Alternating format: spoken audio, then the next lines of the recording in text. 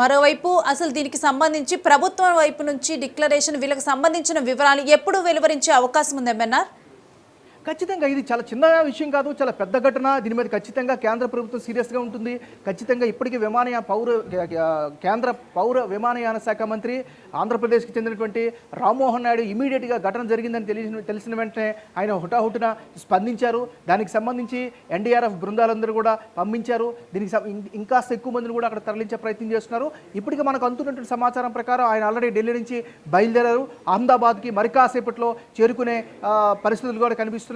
ఇది చాలా చిన్న విషయం కాదు, చాలా పెద్ద ఘటన, చాలా పెద్ద ప్రమాదం. అయితే ఇందులో ఇంకొక షాకింగ్ న్యూస్ ఏంటంటే టేక్ ఆఫ్ అయినటువంటి కాసేపటికి కుప్పకూలిపోయినట్టు తెలుస్తుంది. 828 అడుగుల ఎత్తులో ఈ ప్రమాదం జరిగినట్టు తెలుస్తుంది. అంటే ఖచ్చితంగా క్యాజువాలిటీస్ కానీ లేకపోతే క్షతగాత్రుల సంఖ్య పూర్తిగా ఉండే అవకాశం ఉంది, ప్రమాదం కనిపిస్తోంది. సో కానీ అందరూ సేఫ్గా ఉండాలనేది మాత్రం ఖచ్చితంగా మనం కోరుకుందాం. సహాయ చర్యల్లో సుమారు 90 మంది చెప్పిన 3 బృందాలుగా ఎన్డీఆర్ఎఫ్ సిబ్బంది అంతా కూడా విడిపోయి వారి యొక్క సేవలు అందిస్తున్న పరిస్థితి కనిపిస్తుంది. అయితే ఇప్పటికే అక్కడికి అంబులెన్స్లు కూడా చేరుకున్నాయి, పెద్ద ఎత్తున అంబులెన్స్లు చేరుకున్నటువంటి అంబులెన్స్ అందరూ కూడా హుటాహుటిన స్థానికంగా ఎక్కడ అందుబాటులో ఉంటే ఆ ఆసుపత్రులందరికీ కూడా తీసుకువెళ్ళి వాళ్ళందరికీ కూడా చికిత్స అందిస్తున్నటువంటి పరిస్థితి కనిపిస్తుంది. మీరు అన్నట్టుగా ఖచ్చితంగా ఇంకొక గంటలో దీనికి సంబంధించిన అఫీషియల్గా కూడా ఒక ప్రెస్ మీట్ కూడా పెట్టే అవకాశం ఉంటుంది. దానికంటే ముందు ఈ క్యాజువాలిటీలకు సంబంధించినటువంటి ఇన్ఫర్మేషన్ కూడా పాస్ చేస్తారు. దీనికి సంబంధించి నెక్స్ట్ అనేది ఇది ఎందుకంటే చాలా క్లీన్గా అబ్జర్వ్ చేస్తారు. దీనికి సంబంధించినటువంటి ప్రతి డీటెయిల్ కూడా మరి కాసేపట్లో మనందరి ముందుకు వచ్చే అవకాశాలు కనిపిస్తున్నాయి. రేణుశ్రీ, ఎంఎన్ఆర్, అయితే దీంట్లో గుజరాత్ మాజీ ముఖ్యమంత్రి కూడా ఉన్నట్లు తెలుస్తూ ఉంది ఈ ఘటనలో. మరోవైపు కనుక చూస్తే ఈ ఘటన మీద అనుమానాలు కూడా తావునిస్తుంది. అంటే ఇది అనుకోకుండా జరిగిన ప్రమాదమా లేకపోతే ఇదేమన్నా ప్రీ ప్లాన్డా అని చెప్పి, ఎందుకంటే దీనికి సంబంధించి కుట్ర కోణంలో కూడా ఏమైనా దాగుందా అంటే ఇలాంటి సంఘటనలు జరిగినప్పుడు ఇది కేవలం ప్రమాదమేనా లేకపోతే కావాలని ఇది కుట్రని ఏమైనా పన్నారా అంటూ కూడా ఒక రకమైనటువంటి ఆందోళన వ్యక్తమవుతుంది, అనుమానం వ్యక్తమవుతుంది. ఇప్పుడు కూడా అదే జరుగుతూ ఉంది. ఖచ్చితంగా ఆ కోణంలో కూడా దర్యాప్తుని ఖచ్చితంగా ప్రారంభిస్తారు. అయితే ఇప్పుడు ఇమ్మీడియట్గా అంటే ఏదైనా పెద్ద ప్రమాదం జరిగిన వెంటనే ఫస్ట్ చేయాల్సింది ఏంటంటే క్షతగాత్రులు అంటే గాయపడినటువంటి వారికి ఇమ్మీడియట్గా వాళ్ళకి వైద్య సహాయం అందించాలి. ప్రస్తుతం అదే జరుగుతూ ఉంది. అక్కడ ఇమీడియట్గా అఫీషియల్స్ అందరూ కూడా అక్కడికి రష్ అవ్వాలి. ముఖ్యంగా ప్రభుత్వంలో ఉన్నటువంటి కీలక శాఖల్లో ఉన్నటువంటి అంటే ఈ సంబంధిత శాఖగా ఉన్నటువంటి రామ్మోహన్ నాయుడు కేంద్ర మంత్రిగా ఉన్నాడు కాబట్టి అక్కడికి ఆయన వెళ్ళి ఖచ్చితంగా ఆ గ్రౌండ్లో కనుక ఉంటే ఆ ఇంపాక్ట్ వేరేగా ఉంటుంది. ఇప్పుడు అదే ఎగ్జాక్ట్గా జరుగుతుంది. మరి కాసేపట్లో ఒక 1 అవర్లో ఆయన ప్రత్యేకమైనటువంటి విమానంలో బయలుదేరినట్టుగా తెలుస్తోంది. ఆయన నేరుగా ఆ సంఘటనా స్థలానికి చేరుకుంటారు.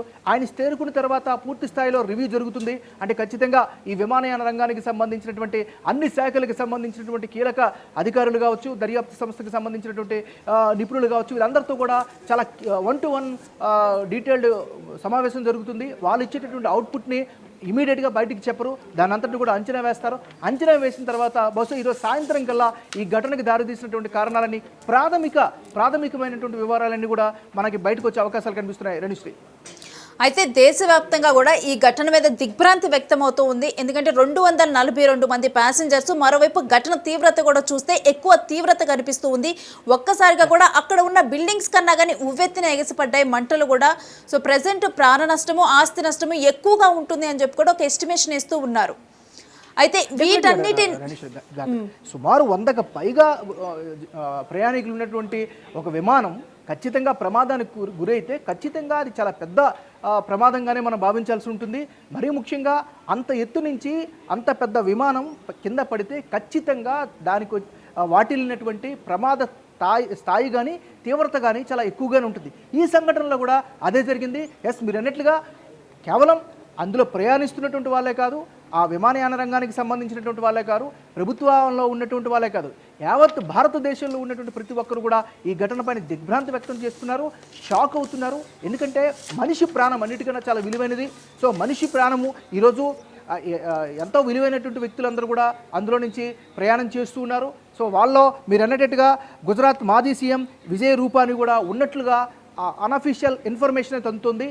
సో ఖచ్చితంగా ఒకరనే కాదు, ప్రాణం విలువ మామూలు కామన్ మ్యాన్కైనా సెలబ్రిటీకైనా ఒకటే. సో ప్రాణాలు అనేవి చాలా ముఖ్యం. సో ఈరోజు ఇలాంటి ప్రమాదాల్లో మనం గతంలో కూడా చూసుకున్నాం, చాలా పెద్ద పెద్ద విమాన ప్రమాదాలు చోటు చేసుకున్నాయి. ఆ సందర్భంలో కూడా అందరూ దిగ్భ్రాంతి వ్యక్తం చేశారు. మరీ ముఖ్యంగా ఇలాంటి ఘటనలు జరగకుండా చూడాలని ఎప్పుడు నిత్యం కూడా ఒక రకమైన ఎక్సర్సైజ్ జరుగుతూనే ఉంటుంది. సో ఊహించని జరిగినటువంటి దాన్నే మనం ప్రమాదంగా భావిస్తాం. ఈరోజు కూడా అదే జరిగింది. మీరు అన్నట్టుగా మరి కాసేపట్లో దీనికి సంబంధించినటువంటి పూర్తి వివరాలు కూడా వచ్చే అవకాశం కనిపిస్తుంది.